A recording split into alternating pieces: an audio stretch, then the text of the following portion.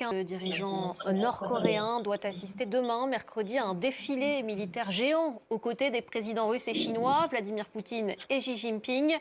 Un défilé pour les 80 ans de la fin de la Seconde Guerre mondiale. C'est très rare que Kim Jong-un quitte son pays, isolé et frappé de sanctions. La dernière fois, c'était en 2023, rappelez-vous, pour se rendre en Russie. On va écouter à ce propos l'analyse de Cyril Payen, qui était en plateau tout à l'heure. Ce qui symbolise ce qu'on a maintenant, qui est un élément de langage qui va caractériser cette séquence diplomatique, c'est l'avènement de cette fraternité stratégique. C'est-à-dire qu'en fait, nous nous sommes tous amis pour montrer cette nouvelle ordre mondiale.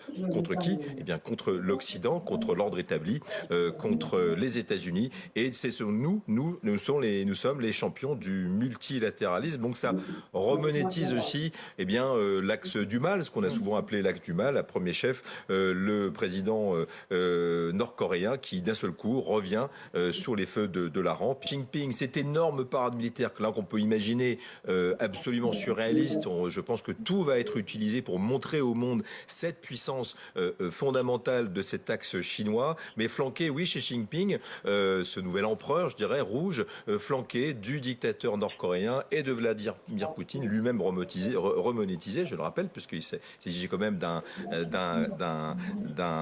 Premier ministre, un président, pardon, paria, recherché par la Cour pénale internationale à l'aune de ce qui se passe en Ukraine. Mais effectivement, cette unité de façade chorégraphiée pour cette visite, vous l'avez dit, la présence d'une vingtaine de chefs d'État étrangers, plutôt sud global, mais parmi lesquels le chef de la junte militaire birmane, le président iranien, bref, des gens qu'on ne voit pas en général sous les grands feux de la diplomatie internationale.